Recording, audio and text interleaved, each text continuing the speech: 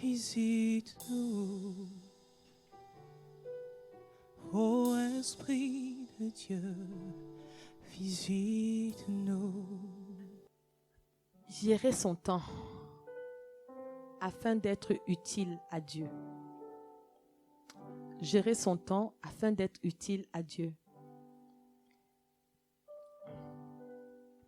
Tu dois d'abord savoir que la personne qui parle beaucoup de temps, c'est Dieu. Dieu est la personne la plus organisée et la plus structurée qui existe sur la terre, dans le monde, dans l'univers. Et parce que Satan a vu ça, Satan a fait une armée très organisée, très disciplinée, très structurée. Mais c'est parce qu'ils ont vu ça chez Dieu. Parce que la vérité, c'est quoi? C'est que si tu ne sais pas gérer ton temps, tu ne peux pas chercher Dieu, tu ne peux pas vivre un réveil. Le réveil, c'est quoi? Vivre un réveil personnel, c'est quoi? C'est juste commencer à faire des choses différentes pour trouver Dieu plus. Amen. Si tu fais toujours les mêmes choses que tu avais l'habitude de faire, au même temps que tu faisais, de la même façon que tu faisais, tu vas avoir le même résultat. C'est-à-dire le résultat en ce moment, presque rien. Amen. Il faut que tu saches que Dieu est un Dieu qui fonctionne avec un calendrier. Genèse 18, verset 14, Genèse 21, verset 2 nous le dit. Genèse 18, verset 14, s'il te plaît. Genèse chapitre 18, verset 14. Y a-t-il rien qui soit étonnant de la part de l'Éternel? Au temps fixé, je reviendrai vers toi. À cette même époque, tu auras, et Sarah aura un fils. Il dit au temps fixé. Qui a fixé ce temps-là? C'est lui. Au temps fixé. C'est comme si je viens vers toi et je te dis, à X moment, il y aura ça qui va t'arriver. Et tu me dis quand? Et je te dis à ce moment-là. Mais si c'est moi qui programme ce qui t'arrive, je suis le seul à connaître le moment. D'accord? Lis le Genèse 21, verset 2. Genèse chapitre 21, verset 2. Sarah devint enceinte et elle enfanta un fils à Abraham dans sa vieillesse, au temps fixé dont Dieu lui avait parlé. Donc, ça finit par arriver, les choses sur cette terre finissent par arriver à un temps fixé. La façon dont Dieu fonctionne avec ses enfants, c'est que devant lui, il a un calendrier pour les différents types de visitations que cet enfant doit avoir dans sa vie à lui. Est-ce que vous comprenez? Et c'est comme si moi, je suis une maman. Je sais que à l'âge de telle date, à tel âge, mon enfant tel, tu dois lui donner telle chose. À tel mois de telle année, mon enfant tel, je dois lui donner telle chose. Mais pour que je lui donne telle chose, il faut que mon enfant tel ait fait telle chose. Vous voyez que tout est une question de temps. Acte 1, verset 7 à 8. Acte chapitre 1, le verset 7 à 8. Il leur répondit, « Ce n'est pas à vous de connaître les temps ou les moments que le Père a fixés de sa propre autorité. » Est-ce que vous comprenez? Donc, Dieu fait exprès. Et il dit que ce n'est pas à vous de connaître le temps que le Père a fixé de sa propre autorité. Ce n'est pas à vous de connaître le temps que le Père a fixé de sa propre autorité. Donc, une des choses que Dieu se réserve, c'est de fixer les choses à un temps et que tu ne saches pas quand. Pourquoi? En tout cas, on avance. Exode 9, verset 5, ça dit quoi? Exode chapitre 9, le verset 5. L'Éternel fixa le temps et dit, « Demain, l'Éternel fera cela dans le pays. » Je suis encore en train de vous montrer que ce n'est pas un hasard. Dieu a vraiment un calendrier. Je suis en train d'asseoir le fait que Dieu ne fait rien au hasard. Quand tu vois quelque chose arriver, c'était dans le calendrier de Dieu. Surtout en ce qui concerne ses enfants. Amen. Amen. Toutes les grandes choses de ta vie qui doivent venir de Dieu, Dieu a fixé un temps pour ça. Ecclésiaste 3, verset 11 dit quoi? Ecclésiaste chapitre 3, verset 11.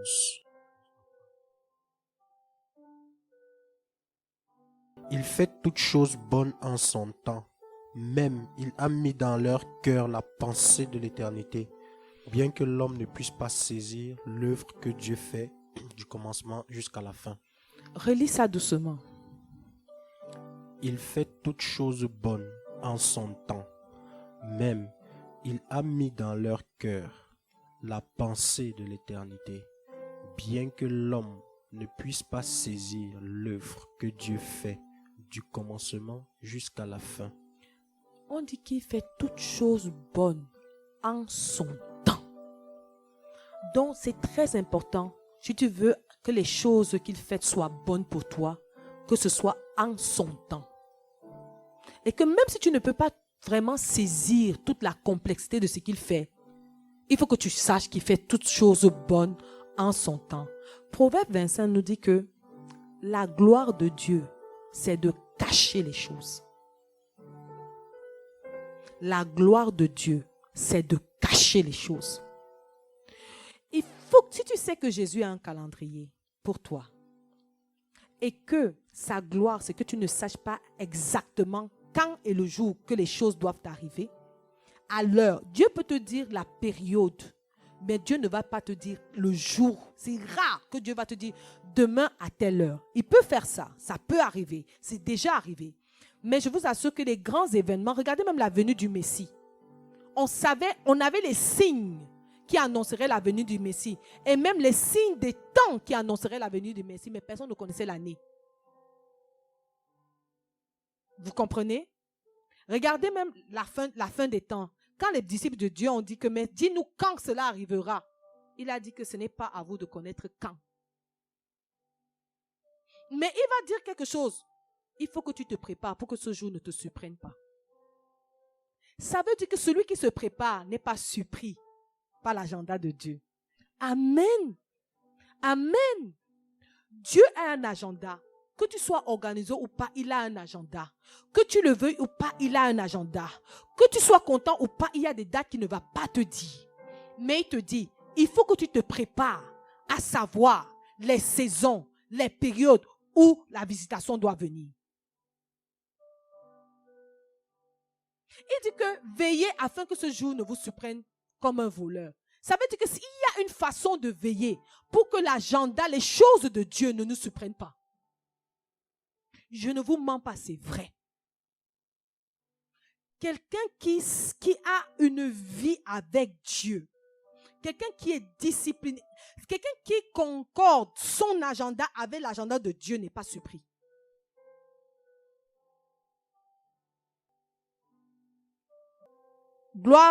La gloire de Dieu, c'est de cacher les choses. Proverbe 25, 2.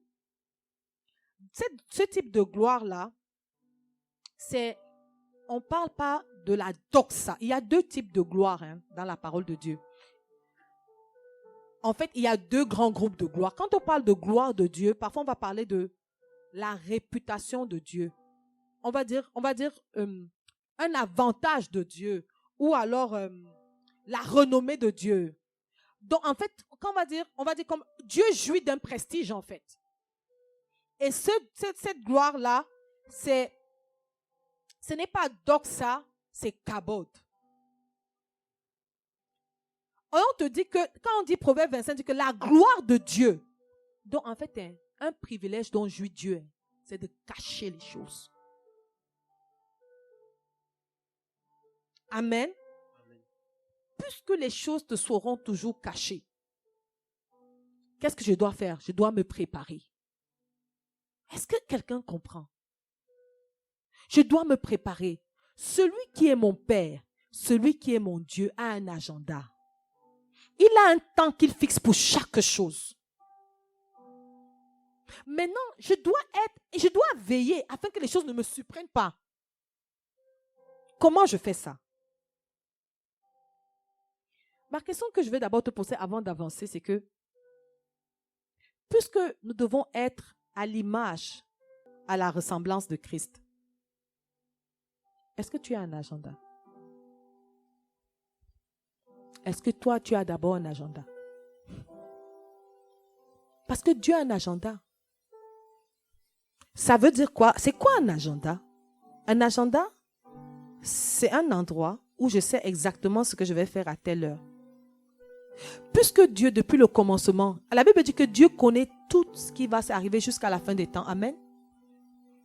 Ça veut dire que son agenda, il connaît exactement ce qui va arriver sur la terre à toute heure. Est-ce que tu sais ce qui va t'arriver dans ta journée à toute heure? Pourtant, tu es son fils et il t'appelle à lui ressembler.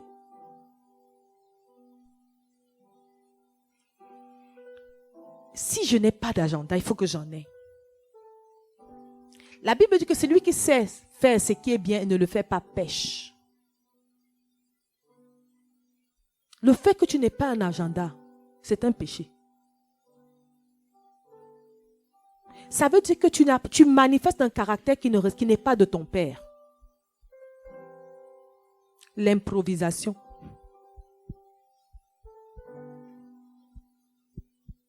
Je suis sûre que je parle à quelqu'un. Il peut être papier ton agenda, il peut être électronique ton agenda, mais si Dieu connaît exactement ce qu'il doit faire tel jour, telle date, à telle heure, you have to know. Au moins, ce qui est à ton contrôle. Est-ce que j'ai un agenda? On parle souvent d'agenda et les gens se disent que c'est des gens qui travaillent déjà qui ont un agenda. On parle souvent d'agenda et les gens se disent que c'est les gens qui ont déjà les enfants, qui sont trop occupés, qui ont des agendas. Je t'annonce que si tu n'as pas un agenda maintenant, ça va être difficile qu'après tu en aies un. Parce que c'est une bonne habitude qu'on acquiert. Dieu a un agenda. Toi, en as-tu un? On a lu ici ensemble qu'il y a un temps fixé pour chaque chose. Et que Dieu s'est fixé un temps pour chaque chose. Et toi, est-ce que tu t'es fixé un temps pour chaque chose? Ou toi, les choses de ta vie, de ta journée t'arrivent comme ça. Tu improvises de dormir chez une sœur. Juste parce que ça s'y prête. Tu improvises. Tu as un appel que tu n'attendais pas. Et tu improvises de parler 1 heure de temps. Juste parce que ça s'y prête.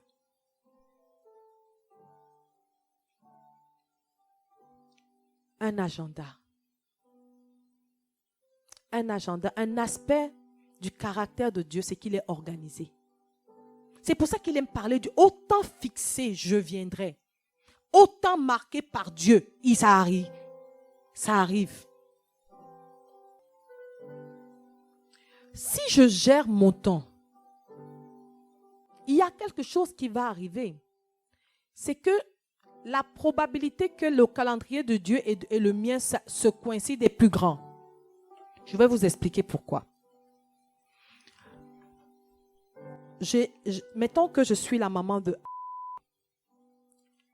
Non, je vais même prendre cet exemple vraiment dans la vraie vie. Spirituellement, je suis la maman de... Je sais ce que a besoin. Or, moi, je suis organisée. Je ne peux pas m'occuper de tous les jours. Mais il y a des choses que doit faire pour que moi, à mon agenda, quand je vais aller la visiter, ce soit efficace. Est-ce qu'on se comprend? Je prends un exemple. Prenons ça physiquement avec un petit garçon. Par exemple, un enseignant, il va vous... C'est vraiment... Ça parle, c'est vraiment très parlant. Vous allez comprendre pourquoi. Si tu ne t'organises pas, il y a des visitations de Dieu que tu n'auras jamais. Quand un enfant arrive en première année primaire, c'est parce que le professeur de première année primaire sait que en maternelle, ces enfants-là ont fait ses devoirs. Dieu étant l'enseignant de première année primaire, si l'enfant n'a pas fait ses devoirs de maternelle, est-ce que Dieu, en père responsable, peut lui donner ce qu'il a gardé pour lui pour la première année? Non. L'enfant ne peut pas l'absorber. L'enfant ne peut pas le gérer. Pourquoi? Parce qu'il y avait des devoirs préliminaires que l'enfant devait faire avant. L'agenda de Dieu pour toi fais en sorte que tu dois en avoir un agenda pour toi-même. L'agenda de Dieu pour toi doit t'amener à avoir un agenda pour lui. L'agenda de Dieu pour toi doit t'amener à avoir un agenda pour Dieu. C'est-à-dire que Dieu a son agenda qui te concerne et toi, tu as ton agenda qui le concerne.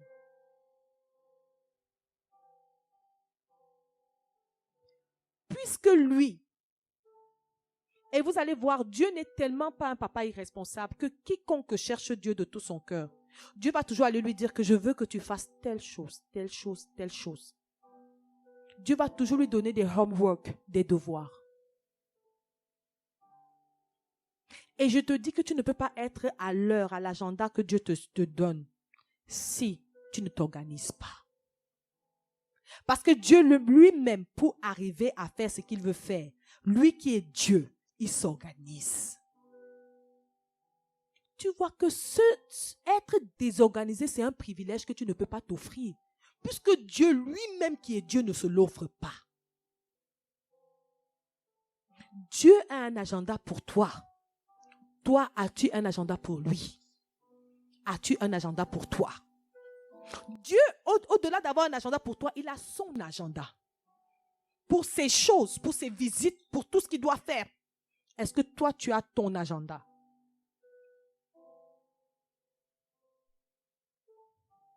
Mes frères, mes sœurs, je vous dis que la chose la plus certaine de ne pas, de façon efficace, mettre sa journée à chercher Dieu plus, c'est en ne faisant pas un programme. Rappelle-toi, dans la guerre contre le péché et la chair, là, tu as le monde contre toi, tu as Satan contre toi et tu as ta chair, tu as toi-même contre toi. Les adversaires contre toi pour atteindre le but de Dieu dans ta journée sont trop nombreux. Ils sont trop féroces, ça te prend de t'organiser. Mes frères, mes sœurs, c'est comme une lutte à 4, il y a 3 contre 1, qui peut gagner? C'est 3 normalement. Mais la seule façon où Dieu va venir te faire gagner, c'est parce que si Dieu te trouve mettre des efforts pour gagner, si Dieu veut que Dieu te voit en train de vouloir mettre des choses en place pour gagner, il y a des choses que si nous ne prions pas, nous n'aurons jamais de Dieu. Pourquoi? Parce que la prière prouve à Dieu que nous soupirons après la chose. Il y a des gestes que si nous ne faisons pas, nous n'aurons jamais l'appui de Dieu. Parce que commencer à faire prouve à Dieu que nous le voulons vraiment. Tu as 24 heures en une journée, pas 25. Le temps, mon frère et ma soeur, c'est la seule chose que quand c'est passé, tu ne reviens jamais sur l'heure qui est passée. Quand c'est passé, tu ne peux pas revenir. Ce qui est passé est passé. Le temps écoulé, le temps gaspillé est passé. Tu te dis que quand Satan veut s'assurer que tu ne passes pas du temps avec Dieu, qu'est-ce qu'il vient faire? Il vient voler ton temps. Mais ce n'est pas comme ça vraiment que ça se passe. Parce que Satan ne peut pas nous voler ce que nous n'acceptons pas de lui donner. En fait, nous vendons notre temps à des choses. Et nous allons aller dans le passage principal de cette étude. Si tu regardes tes 24 heures, il y a des choses dans ta vie, donc ce sont des choses qui ont acheté ton temps. Et tu as accepté vendre. Parce que vendre veut dire quoi? Il y a eu un échange. Ça a pris ton temps, mais tu as pris une rétribution. Quand je suis sur YouTube, à flâner sans rien vraiment chercher, la vérité, j'ai vendu 1 heure de temps à YouTube à cette distraction-là, mais la vérité, elle m'a distraite pendant 1 heure. Donc, il y a eu un échange, un croc. J'ai vendu mon temps. Quand je décide de façon improvisée, de faire une activité qui n'était pas programmée, mais qui me prend du temps, je décide d'aller vendre le temps que j'ai à ma disposition contre le plaisir que va me donner cette activité-là. Vous voyez que ce n'est pas un vol, c'est une vente dont c'est délibéré. Le côté que c'est délibéré est très important. Ça fait afin que tu ne donnes la responsabilité de ça, pas même pas à Satan. C'est toi qui décides de donner, de vendre, pour avoir en retour le plaisir que ça va te procurer. C'est un choix que tu fais. Quand tu décides d'aller voir ta sœur Christelle pour manger le coq et le bâton chez elle, alors que ce n'était pas prévu, je décide de vendre ces 1 heure-là au goût que le coq et le bâton vont me procurer. C'est tellement simple, mais c'est la vérité. Donc, pourquoi l'Esprit de Dieu veut qu'on s'attarde sur cet aspect-là? Pour que tu ne tiennes personne d'autre pour responsable, autre que toi-même. C'est toi qui vends ton temps. Alors, Jésus va dire quelque chose qui est simple dans Éphésiens 5, versets 10 à 17. Examinez ce qui est agréable au Seigneur et ne prenez point part aux œuvres infructueuses des ténèbres, mais plutôt condamnez-les. Arrête-toi ici. Ça dit, bon, examine. Ça dit que toi-même, arrête-toi et juge si les choses sont agréables à Dieu. N'est-ce pas? Et ça dit quoi? Ne prends pas part aux œuvres infructueuses des ténèbres. C'est-à-dire que examine si ça plaît à Dieu, mais s'il te plaît, ne participe pas aux choses que Satan met dans ta vie qui ne portent pas fruit. Infructueux, c'est ne pas porter fruit. Ici, on est en train de parler de choses. Ça veut dire que dans la vie, là, il y a des choses qui nous portent du fruit. Il y a des choses qui ne portent pas fruit. Fruit de quoi? Les fruits de l'esprit. Il y a des choses qui ne vont pas t'aider à ressembler plus à Jésus. Amen. Et puis, regardez comment le verset, on dit que examine toi-même. Et ne participe pas aux choses qui ne vont pas t'aider à ressembler à Jésus. Dans ta journée, toi face à toi, regarde tout ce que tu fais qui ne t'aide pas à ressembler à Jésus.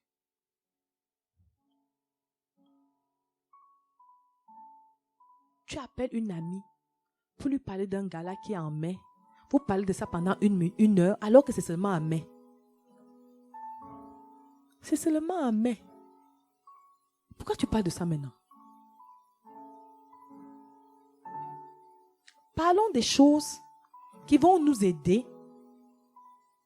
Le moment venu, quand on se rapprochera de là, nous prendrons action. Satan veut multiplier des choses qui ne vont pas... Est-ce que vous savez qu'une chose peut être légitime mais non fructueuse pour ton salut?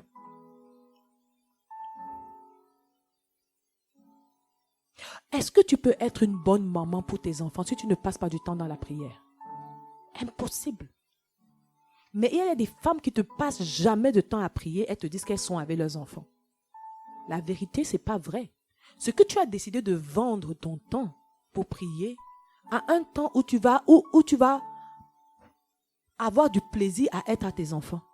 Alors que tu sais bien même que sans la prière, tu ne peux pas être une bonne mère. Verset 12. Verset 12. Car il est honteux de dire ce qu'ils font en secret. Attends. Il est honteux de dire ce qu'ils font en secret. La Bible dit dans sa parole que il n'y a rien de caché qui ne va venir à la lumière. Si on expose tout ce que tu fais avec ton temps, je te dis, il y a des choses honteuses. Si on prend aujourd'hui là, on prend ta journée de minuit à minuit, de quand tu te lèves jusqu'à quand tu te couches. On met ça ici devant nous. Il y aura des choses honteuses. Je te dis parce que quand j'ai fait l'examen de mon propre vie, quand Dieu m'enseignait, me parlait de cet enseignement, il y a 2 ans, que Dieu m'a dit maintenant, prends chaque minute, chaque heure, chaque regard. Que fais-tu? Ici, que fais-tu? Ici, que fais-tu? Au début, Dieu m'a dit, ne fais pas un agenda. Mais prends une journée sans agenda et regarde ce que tu as fait. Quand tu as fait quelque chose, après 1 heure, écris-le. Je vous assure, à la fin de la journée, je pleurais. J'étais dépassée. J'ai dit, mais quelqu'un peut gaspiller son temps comme moi, comme ça. Et c'était toujours des choses légitimes. Continuons.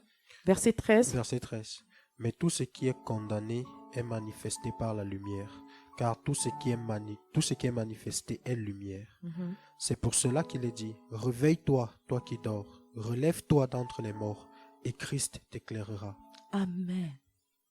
Ne reste pas dans cet état où les choses te surprennent, où tu es à la merci de toute improvisation, où tu es à la merci de toute chose en fait, où tu es à la merci de toute personne désorganisée, où tu es à la merci de Satan, où tu es à la merci de tes propres envies viles qui sont infructueuses.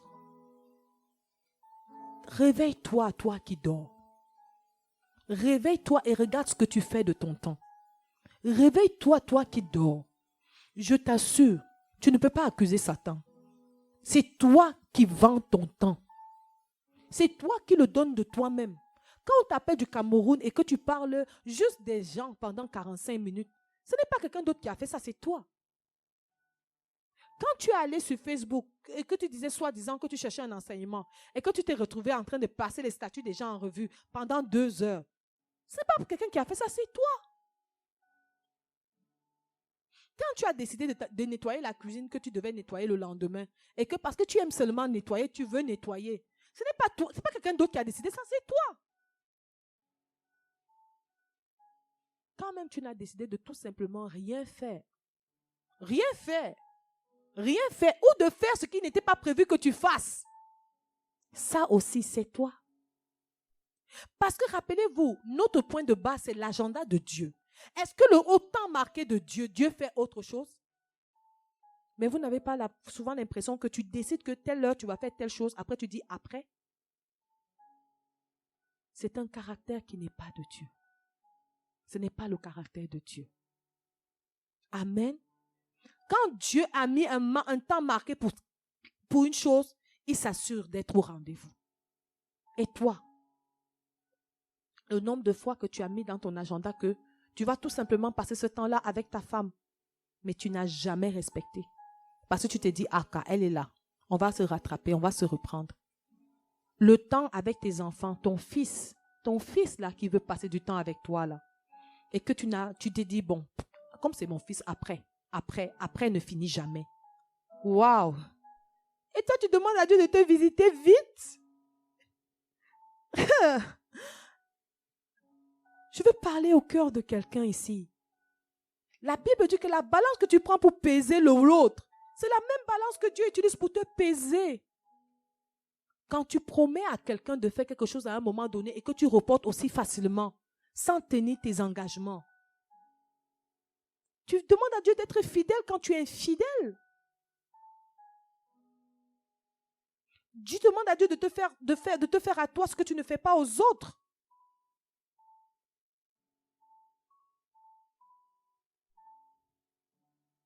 « 15. Prenez donc garde de vous conduire avec circonspection, non comme des insensés, mais comme des sages. » Qui sait ce que circonspection veut dire? Ça veut dire de se conduire avec zèle, de le mettre en pratique rapidement. C'est ça que ça veut dire. Et on te dit, et non comme des insensés.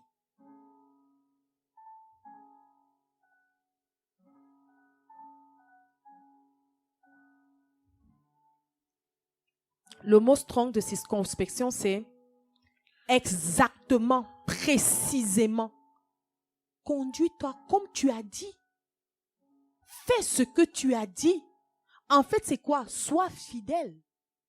Si tu fais un agenda, sois fidèle. Parce que ceux qui ne le font pas sont des insensés. Est-ce qu'on parle à quelqu'un?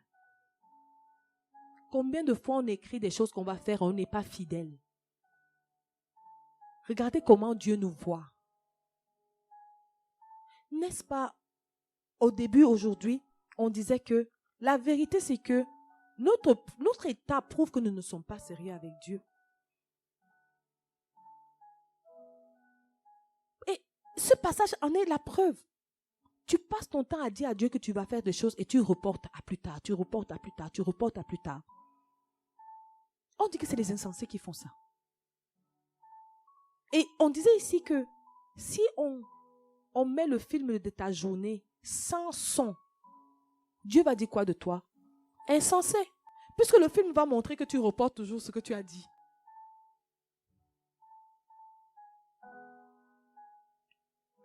On dit, Rachetez le temps, car les jours sont mauvais. racheter le temps, car les jours sont mauvais. Racheter veut dire que tu dois faire un exercice. À qui j'ai vendu mon temps? À quoi j'ai vendu mon temps? Ça veut dire quoi? Tu passes ton temps à faire quoi? Tes journées ressemblent à quoi? Le programme de tes journées, c'est quoi? Est-ce que vous savez qu'il y a des choses qui ont l'air bonnes, mais qui gaspillent notre temps? Il faut savoir que si je fais ce que je dois faire au moment où je dois le faire, pour Dieu, je ne pêche pas. Mais si je fais ce que je dois faire au mauvais moment, pour Dieu, je pêche. Imaginez, pour que tu comprennes vraiment ça, imagine que Dieu commence à bousculer son calendrier et ne respecte plus le temps et les saisons qu'il s'est fixées pour les choses. Qui serait prêt? Personne. Est-ce que tu comprends l'importance que tu dois mettre à respecter les choses que tu écris, que tu vas faire? Et la question que tu te poses, que tu dois te poser, est-ce que j'écris quelque part les choses que je dois faire? Est-ce que j'écris quelque part le temps que je mets à faire les choses? Tu comprends que quelqu'un qui se lève le matin, il sait seulement que je dois aller travailler, je dois revenir du travail, le reste on verra. Comment Dieu va t'utiliser, ma soeur? Ta vie, c'est le désordre. C'est qui aime parler, qui aime enseigner dans le brouhaha? Personne. Mais si je trouve une vie organisée, et je vous assure qu'une des choses qui prouve que nous sommes des enfants, que nous sommes encore des enfants et que nous ne pouvons pas encore hériter, comme la parole de Dieu nous dit, c'est parce que nous sommes désorganisés. La preuve qu'un enfant est un enfant, c'est qu'il se lève sans programme, vrai ou faux? Et il se rappelle juste de ce qui lui plaît beaucoup. Comme il y a la fête chez les amis. Quand il y a l'agapé des jeunes guerriers de Jésus. Là, c'est même qui me rappelle. Papa, maman, tu sais qu'il y a agapé des jeunes guerriers de Jésus? Il se rappelle que ce qui lui plaît. L'enfant est comme ça. Regarde, toi, tu te rappelles seulement que tu dois aller au travail et tu dois revenir du travail parce que c'est seulement ce qui est important pour toi. Aux yeux de Dieu, tu es quoi? Un enfant. Tu te rappelles que tu dois aller chercher l'enfant à la garderie. Parce que c'est ça qui est important pour toi. Parce que tu as des conséquences. Oh, mon frère et ma soeur. C'est parce que tu crois qu'il n'y a pas de conséquences à ne pas avoir d'agenda pour Dieu. Si, la conséquence c'est que pour lui, tu es encore un enfant. Et tant que l'héritier est un enfant, il ne diffère en rien d'un esclave. Il y a des choses que Dieu ne peut même pas encore te dire, tu ne peux pas le supporter, tu es bien trop désorganisé. Est-ce qu'on comprend l'importance de s'organiser? L'importance d'avoir un agenda, d'écrire des choses et de le respecter. On te dit donc rachète le temps parce que les jours sont mauvais. Les jours ne sont pas bons. Si tu ne rachètes pas le temps, c'est une façon de te dire que tu ne vas pas t'en sortir. Quel que soit ce que tu veux de Dieu, que Dieu te donne, que Dieu t'apporte, si tu ne rachètes pas le temps, fais l'exercice, rachète le temps.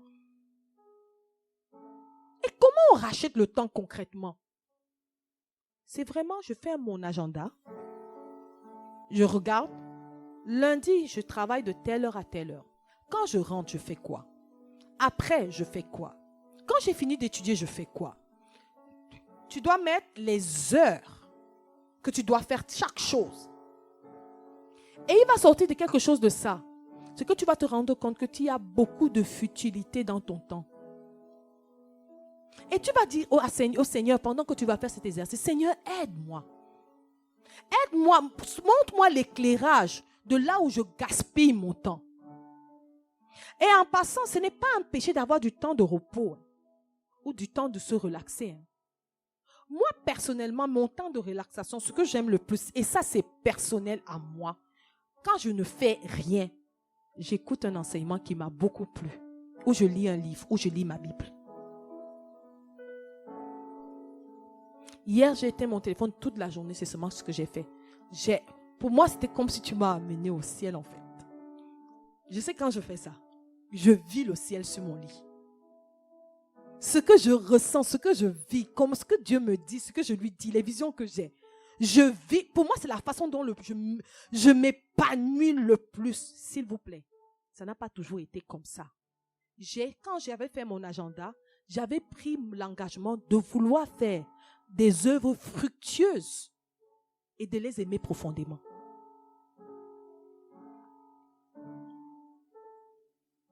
Il y a un aspect, je me rappelle quand je révisais cet enseignement, il y a un aspect que Dieu m'avait dit, c'est que, est-ce que tu te rends compte, ma fille, que quand je me lève le matin, je regarde ton agenda. Mais si je veux te rencontrer, si je veux venir te visiter, je vais aller regarder. Je ne suis pas, rappelez-vous, le Saint-Esprit est un tel gentleman. Il ne va pas chez les gens à l'improviste. Jésus ne te force pas la main. Il dit que ma fille, quand je veux te faire quelque chose dans une journée, je vais regarder ce que tu avais prévu de faire en cette journée-là. S'il y a des moments où tu as pensé à moi, dans ma miséricorde, si je ne vois qu'il n'y en a aucun, je vais essayer de te susciter une envie de venir dans ma présence. Je vais te dire, viens un peu prier, viens un peu lire la Bible, viens un peu. Mais si tu ne refuses, je sais où que je te visite. Est-ce que vous savez que c'est quand nous sommes dans la présence de Dieu que nous recevons l'onction sur de Dieu? Est-ce que vous savez que c'est quand nous sommes dans sa présence que nous recevons sa puissance? Puisque c'est quand nous le contemplons que nous sommes transformés. Amen. Amen. Voilà donc que, par exemple, une Madame X demande à Dieu de la remplir d'amour pour ses frères et sœurs en Christ. Et elle prie pour ça. C'est légitime, non? Et Jésus dit que moi, je vais lui faire ça.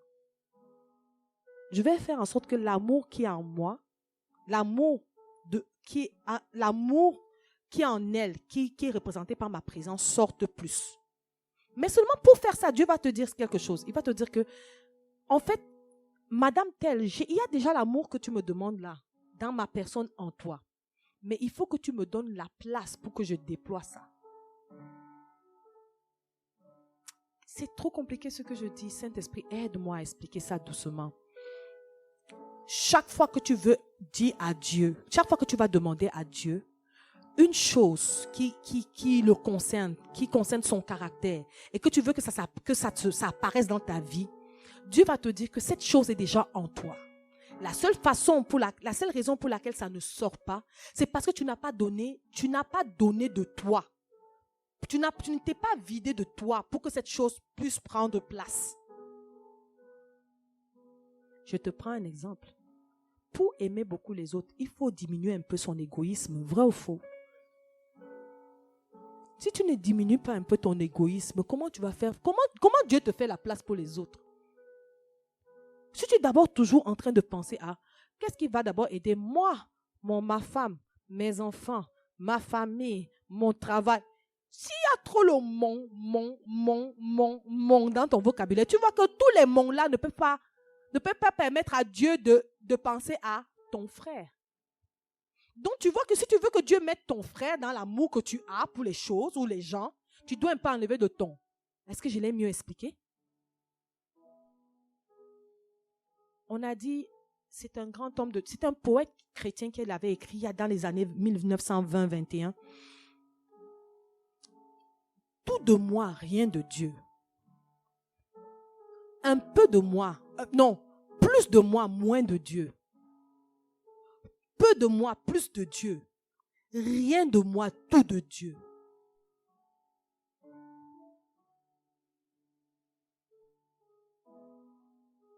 Donc, quand Dieu va venir, va vouloir te visiter, quand le jour de ta visitation va arriver, Dieu va regarder, il va guetter ta vie comme ça. Est-ce qu'il y a la place pour recevoir ça?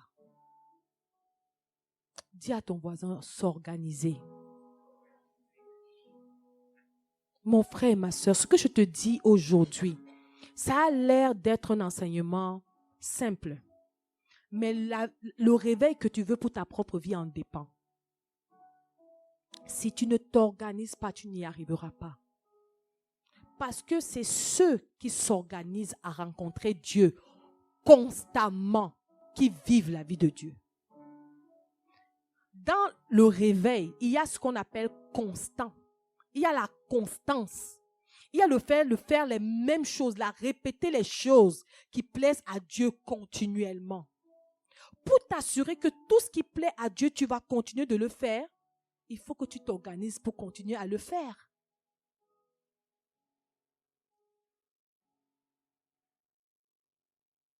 La priorité de ton agenda, c'est quoi?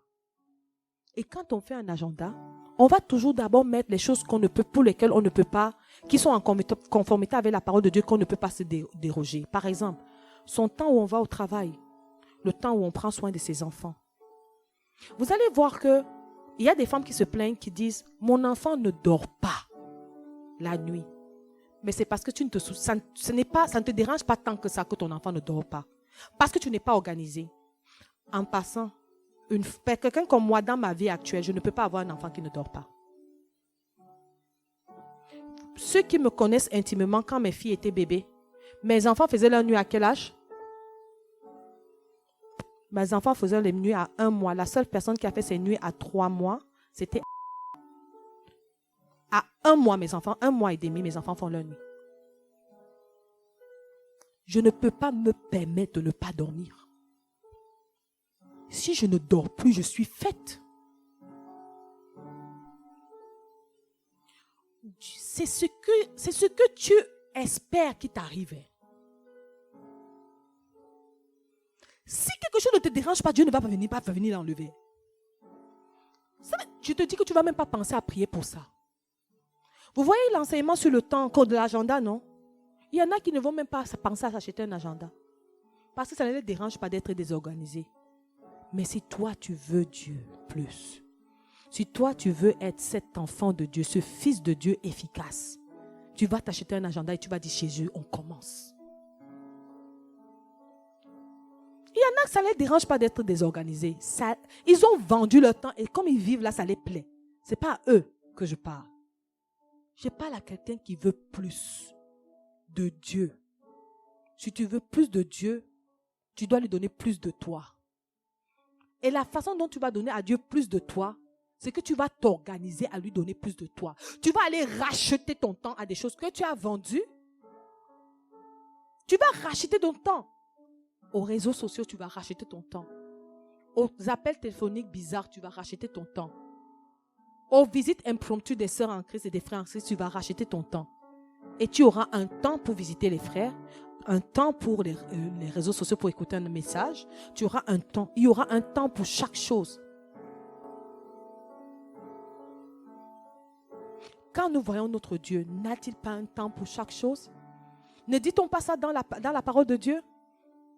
Ecclésiaste, il y a un temps pour se lever et un temps pour dormir. Ne parlait-il pas de l'organisation? Ne parlait-il pas des insensés qui font tout n'importe quand? Nous sommes si nombreux à le faire.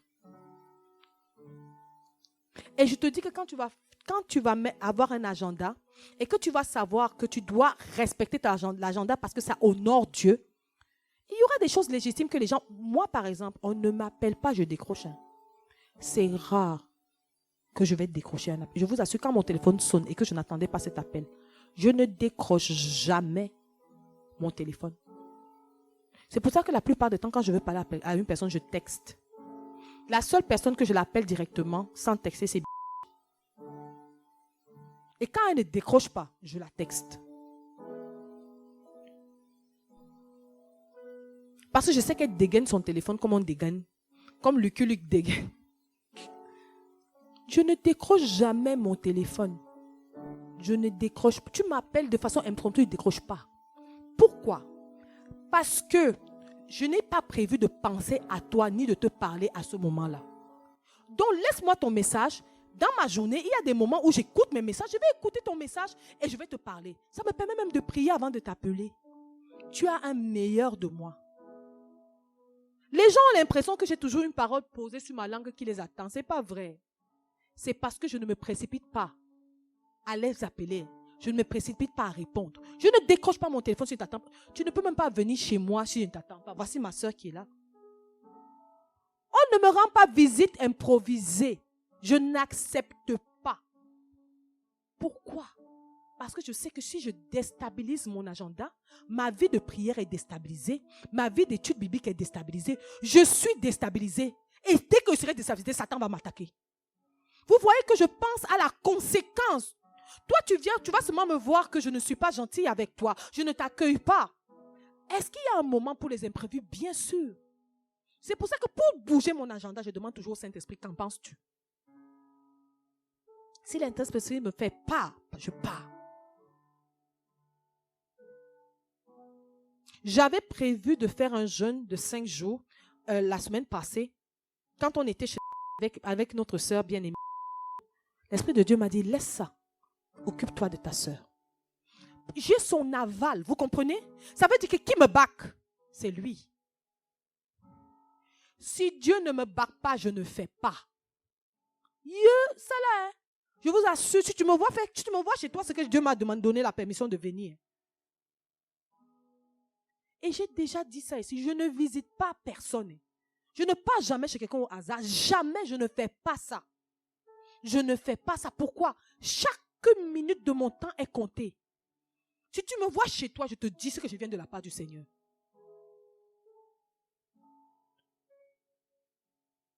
Tu peux, si j'ai déjà visité quelqu'un ici, là, la dernière personne que j'ai visitée à ma pensée, c'était...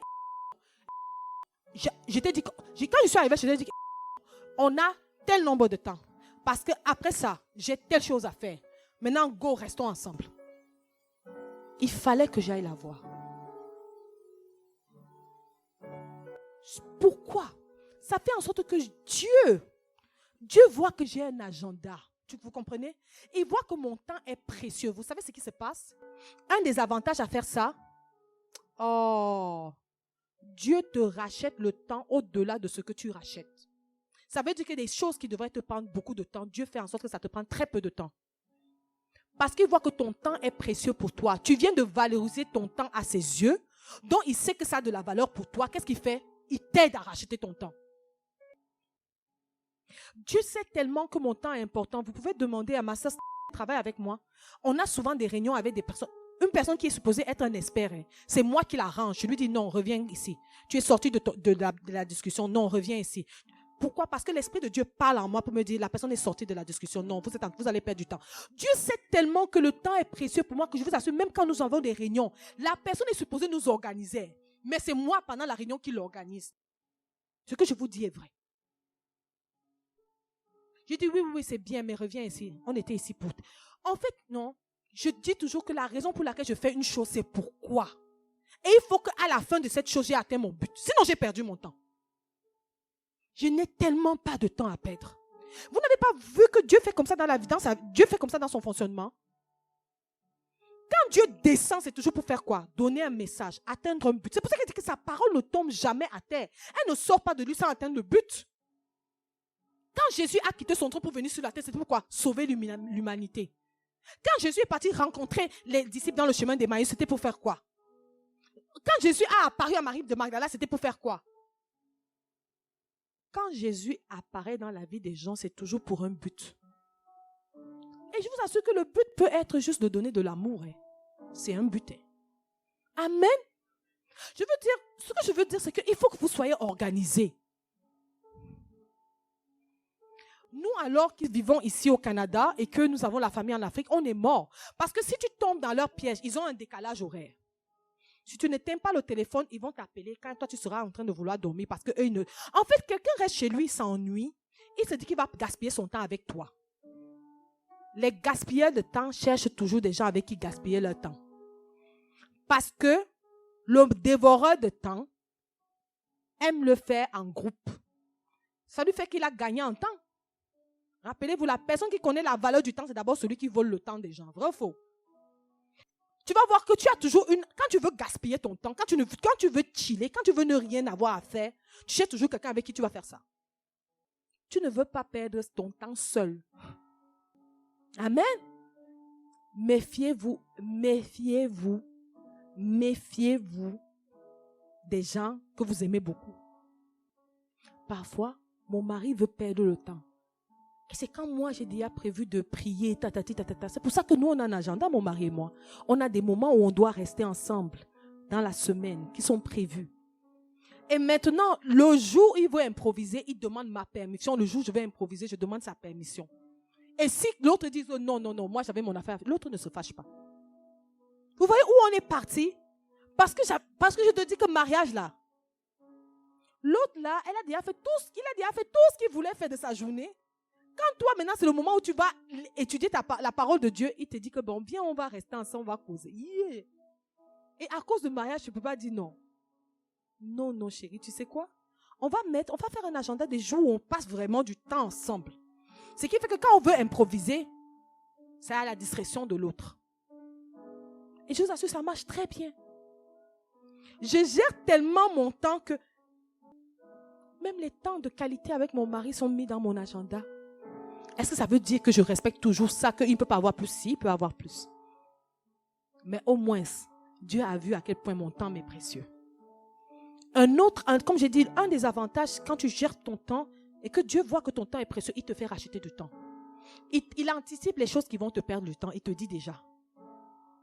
C'est comme quand quelqu'un, la sainteté est importante pour lui, Dieu fait quoi? Dieu s'assure de le prévenir quand le péché tape à sa porte. Vrai ou faux? C'est la même chose. C'est la même chose. Rachetons le temps.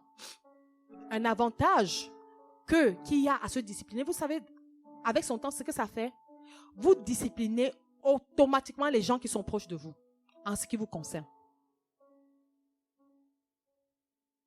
Ceux qui sont proches de moi, en ce qui me concerne. Ça, ils savent déjà, on ne peut pas sonner chez moi pour rien. Tu sais déjà. Tu sais que tu ne peux pas venir, tu ne peux pas m'appeler. Tu sais les trucs de SMS où quelqu'un t'écrit, te dit que bonjour, comment ça va? Point, il s'arrête là. Wow. Si quelqu'un me connaît un peu, c'est qu'il ne répond jamais. Ça, c'est quelqu'un qui veut causer. Je ne cause pas par SMS. Je ne cause pas. Je n'ai pas le temps. Quelqu'un m'a demandé, comment tu fais? Tu es quand même à la tête de ta compagnie. Tu as 4 enfants. Tu as un mari. Tu as des locataires. Tu as le REDA. Tu as toi-même. En plus, tu as Jésus. La personne m'a demandé, comment tu fais ça? Tu vas écouter ce message parce que tu es une des raisons pour laquelle j'ai fait ce message. C'est comme ça que je fais ça. Je me discipline, ma soeur. Je me discipline, mon frère. Mon temps est précieux. Et j'éduque tous ceux qui sont autour de moi à le voir comme étant précieux. Si ton temps à toi n'est pas précieux pour toi, le mien est précieux pour moi. Ça me permet de ressembler à Dieu. Parce que Christ m'appelle à son image et à sa ressemblance. Vous-même, si vous avez des enfants à la maison et qu'il y a un qui range toujours ses affaires, qui range toujours ses choses. Moi, j'ai des enfants comme ça, ils sont différents.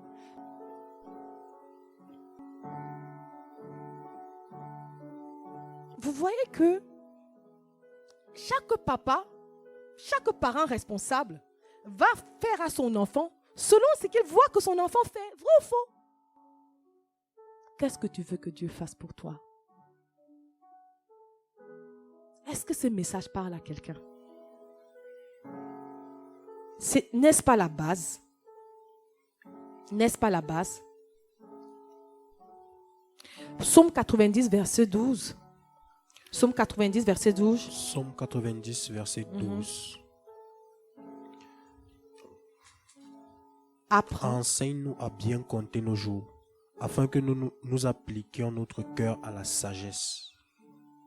Enseigne-nous à bien compter nos jours, afin que nous appliquions notre cœur à la sagesse. L'esprit de sagesse, c'est qui? Si tu veux plus de la présence du Saint-Esprit dans ta vie, tu dois faire quoi? Compter tes jours. Compter tes jours, c'est quoi? Ça veut dire quoi? S'organiser chaque jour. C'est ça, compter des jours. Valoriser chaque jour. S'assurer que chaque jour remplit son but.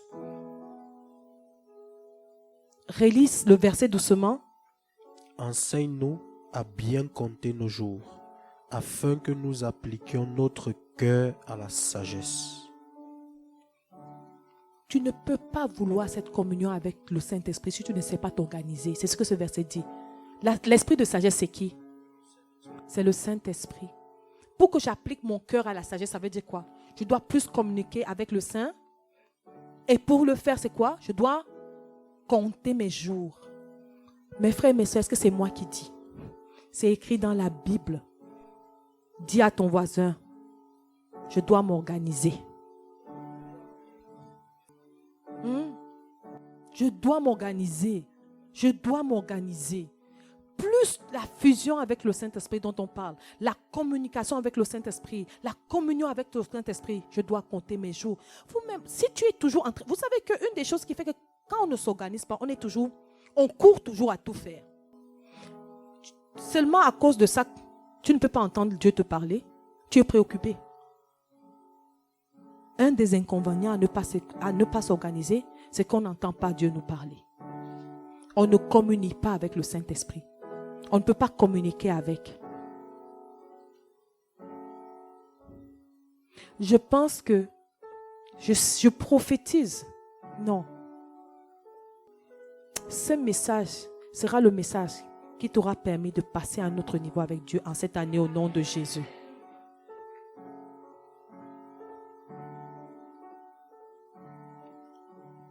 Apprends-nous à compter nos jours. Apprends-nous à voir nos jours comme précieux. Apprends-nous à voir notre temps comme précieux. Amen. Amen. Luc 14, verset 28 dit quoi? Luc chapitre 14 à partir du verset 28. Car lequel de vous, s'il veut bâtir une tour, ne s'assied d'abord pour calculer la dépense et voir s'il a de quoi la terminer, de peur qu'après avoir posé les fondements, il ne puisse l'achever, et que tous ceux qui le verront ne se mettent à le railler, en disant, cet homme a commencé à bâtir et il n'a pu achever. Ici, on parle de quelqu'un qui s'engage à faire la vie chrétienne sans voir ce que ça va lui coûter. Ici, là, c'est un passage que beaucoup lisent en disant, il parle du renoncement. Mais je vais vous faire voir ce passage d'un autre aspect comme le Saint-Esprit me l'a montré.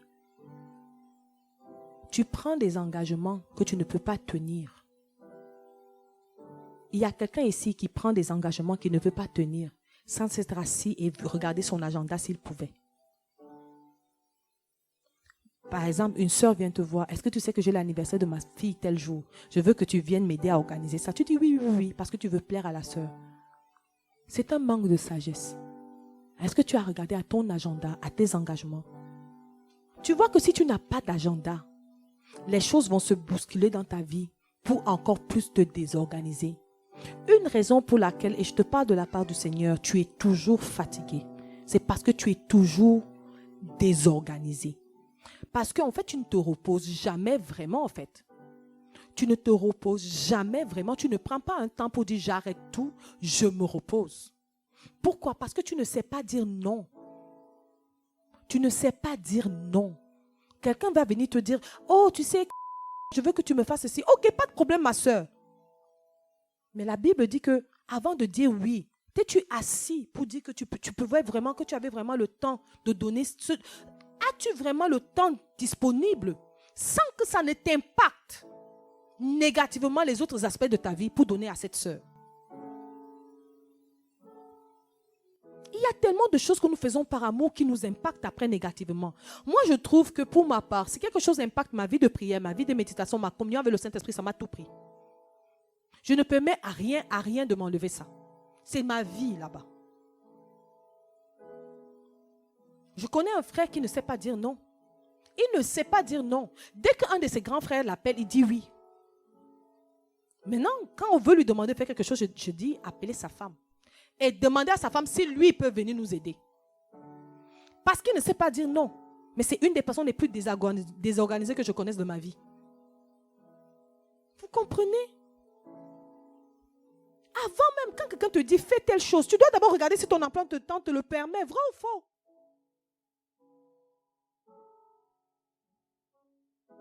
Je vous assure, un des avantages à s'organiser, c'est que tu vas discipliner les gens autour de toi. Quand les gens autour de toi savent que tu es organisé, je te dis qu'ils ne vont pas venir avec choses yougou à côté de toi. C'est vrai, non? Apprends-nous à compter nos jours. Et toi qui veux dire oui à une soeur, oui à un frère pour faire telle ou telle chose, est-ce que tu t'es assis, est-ce que tu as regardé, est-ce que tu as calculé que tu pouvais? Surtout l'impact que ça aurait sur le reste de ta semaine, sur le reste de ta journée. Parce que si tu es fatigué en commençant lundi, honnêtement, ta vie de prière est fatiguée. Vous comprenez qu'on ne peut pas se permettre d'être désorganisé si on veut vivre un réveil spirituel avec Dieu. Et ce que je dis, comprends tout. Donc, dans ton agenda, concrètement, qu'est-ce que tu fais? Je mets d'abord les choses qui sont prioritaires. Je dois me lever le matin, je dois m'occuper, je dois aller au travail. Le travail, c'est de telle heure à telle heure. Et vous allez voir que vos pauses au travail vont devenir très précieuses. Les gens qui s'asseyent au travail, là, ils passent leur temps à causer avec leurs collègues des futilités pendant 1 heure, pendant qu'ils mangent. Hey, c'est du temps important, ça. Oh. Moi, je connais quelqu'un, quand on faisait son agenda, il a dit que lui, c'est 1 heure de pause. C'est le temps où il mange 30 minutes et il prie 30 minutes. Il dit que ça lui fait du bien. Regardez comment le gars vient de te prendre un 30 minutes très rentable. Et je lui dis, tu pries où? Il dit que si je ne suis pas dans ma voiture, je suis aux toilettes, je ferme une des toilettes, ou je ferme mon bureau. Merde! Mais il y a les gens qui aiment Dieu. 1 heure de pause. Il dit, moi je mange pendant 30 minutes. Je prends mon temps, 30 minutes c'est assez pour manger. Il dit que les autres 30 minutes je prie. J'ai un temps avec Dieu et moi. Il me dit, ça me permet tellement de finir bien ma journée au travail, de ne pas être irrité par les petites choses qui peuvent m'irriter. Et ça me permet de travailler avec le Saint-Esprit. Hey! Ton temps. Et la Bible va parler à Proverbe 6, au Proverbe 6, verset 6 de la fourmi. On dit que regarde la fourmi. La sagesse dans l'histoire de la fourmi, ce n'est pas parce qu'elle organise tout, non, c'est parce qu'elle prévoit les moments difficiles. Un agenda, ça aide. S'organiser permet de prévoir les moments où tu auras moins de temps. Vrai ou faux? Est-ce que vous savez qu'il y a un moment dans la vie où on a plus de temps, il y a des moments où on a moins de temps? Nos vies sont des cycles. C'est humain. Je te dis que pendant que tu as plus de temps, charge-toi spirituellement pour que quand tu auras moins de temps, tu puisses utiliser le crédit de ces moments-là. Est-ce que je parle à quelqu'un? On te dit que donc, paresseux, observe la fourmi, excusez-moi. Il y a un temps pour chaque chose. Mais observe la fourmi. Observe aussi la pluie. Amen. Mon frère, ma soeur, je t'en prie. Le réveil spirituel que tu veux, si tu veux que Dieu t'utilise, ça te prend une organisation, un agenda. Aujourd'hui, tu as la connaissance. Elle n'est pas exhaustive ce que je t'ai donné, mais j'espère qu'elle te permet au moins, tu sais par où tu dois aller.